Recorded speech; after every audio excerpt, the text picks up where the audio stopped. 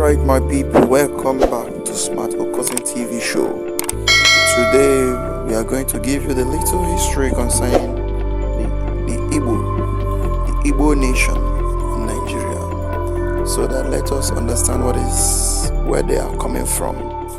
So many stories have come up, and so many things, and people are talking about the place of Igbo, how they are, and where they're from. So today we are going to give you the brief history, a brief stories about the Igbos coming from the Israel or being a part of Israel. So listen to this story and to this brief story. This our lady is going to say to us today. Thank you. As you are about to watch, try to like, subscribe, and share to other people for them to see the good things happening. Thank you for watching.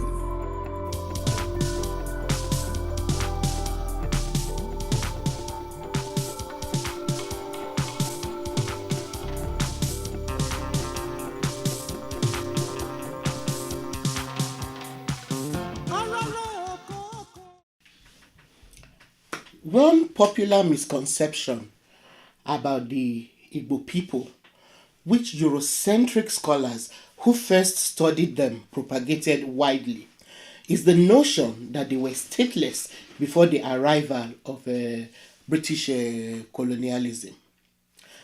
This notion was based on the European worldview, which equated the idea of centralized monarchical systems and the often violent pursuit of empire with statehood. They equated monarchical system and empire with statehood.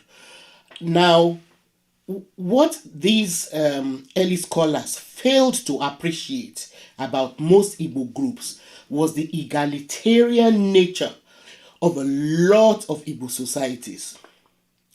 But before we look closely at Nri and Igbo Kingdom, which is quite unique and admirable, please remember that this channel cannot survive without your support. So please take a moment to support us by clicking on your subscription and notification buttons. Thank you. We'll come to the unique model of Nri's governance and expansion later.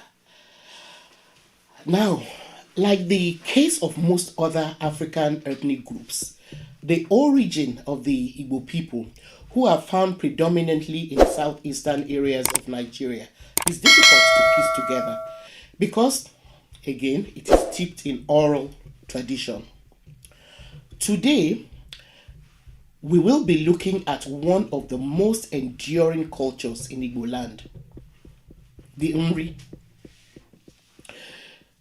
The home of the Igbo people, like I said, can be found in southeastern Nigeria. And the area is divided by the Niger River into two unequal sections: the eastern region, which is the larger section, and the midwestern region. The Niger River, however, rather than being a barrier to cultural unity, has provided a solid means of communication in an area where many settlements claim different origins. Now, the Igbos are surrounded on all sides by other ethnic groups like the Ijaw, the Ogoni, the Igala, the Tiv, the Yako, Edo, the Shekiri, Ibibio, and others. While some accounts insist that the Igbo are indigenous to where they are now, others suggest that they came from around the River Benue, while others suggest that the Igbo came from the land of Israel. The predecessor of the of the present ruler of Onisha, one of the principal cities in Igbo land, Obi Ofala Okagwe, is actually on record declaring a kinship between the Igbo and the biblical people of Israel, in the same way that some Yoruba traditional rulers claim that they are claim that a relationship to the Middle East through Lamorodom. According to the late Obi Ofala Okagwe's account, the founder of Nri, whose name was Eri, who came from the Israelite tribe of Gad, traveled from Egypt, arrived at the confluence of the river Niger, Manu, and Anambra. This man named Eri then lived there as an alien among the people he met, and somehow managed to become their high priest and judge in much the same way as Samuel in the Bible ruled Israel. Now, while the jury is still out on the veracity of this connection between Igbo land and between the Igbo and Israel, one thing that scholars seem to agree on is the fact that Nri was one of the earliest settlements of Igbo-speaking people. And according to Afikpo, the Nri developed an egalitarian and highly centralized society headed by a priestly king known as Ezenri. The Nri also had highly developed agricultural practices, which some scholars believe was more advanced than those of their contemporaries. Some accounts credit the people of Nri for discovering the secret of yam cultivation. The ability of the Nri to cultivate this highly valued food product gave them advantage over their neighbors who needed to learn their secret to cultivate yam. This scientific breakthrough boosted the profile of the kingdom, and its reputation as a commercial center spread easily far and wide. According to Anda and Kwanda, around 900 AD, Nri also made a technical breakthrough in mastering the art of iron smelting. With iron technology, the Nri further advanced their ability to farm and hunt. But one of the most admirable things about the Nri is that they could easily have used their knowledge of iron smelting to make war implements with which to dominate their neighbors. But they did not. Rather, Nri Kingdom preferred peace and therefore prioritized trade and respect for the sanctity of human life. To ensure that its iron technology was not weaponized and misused to cause bloodshed, the rulers of Nri, known as Ezenri, transformed weapons into ritual objects, thus militating against unnecessary violence. As such, when any of their neighbors, which were under their influence, broke the convention, such communities were outlawed by Nri priests, and an embargo or curse, Nso, was placed on them. The curse on Nso was not lifted until a cleansing rite was performed. It was really admirable. Though not militaristic in its foreign relations, Nri was able to maintain a ritual or spiritual control on its neighbors. And according to Walter Rodney, that formidable Caribbean scholar of African affairs, who studied the Nri, it was widely believed that the streets of Nri were the roads of gods through which all who died in other parts of Igbo land, which were under Nri's influence, ascended to the spirit world.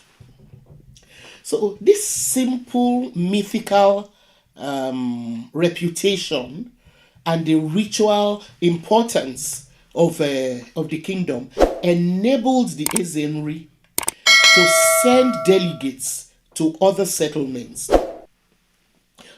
His delegates would then request those settlements to pledge their allegiance to Nri. It was a really peaceful way of expanding their control. So apart from this, and unlike any other groups, Nri diviners, priests, and blacksmiths enjoyed immunity to travel due to the value of their services to the communities that they traveled to. Another factor that is believed to have strengthened the influence of Nri was the prestigious title of Ozo that was conferred mainly by the kingdom, the Nri Kingdom, to other parts of Igbo land. Holders of this title were well distributed across Igbo land, thus creating a link between other communities and the Nri.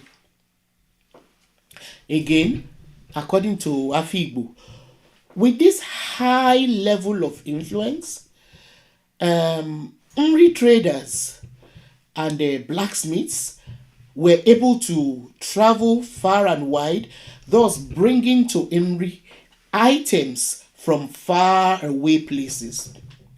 Some of these imported items have been unearthed in the burial chambers in archaeological excavations at Igbo Ukwu, which Anda and Akwanda situate as part of Nri civilization. Excavations carried out so far in the Igbo Ukwu area reveal that the people had a flourishing metal working art.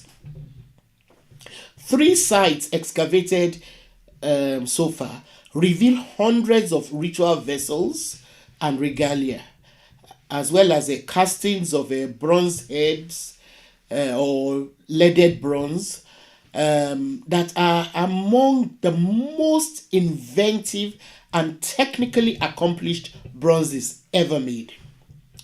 The people of Igbo Ukwu were the earliest smithers of copper and its alloys in West Africa. They worked the metal through hammering, bending, twisting, and incising. They are believed to have been among the earliest groups of West Africans to use the highly advanced lost waxed casting techniques in the production of bronze sculptures.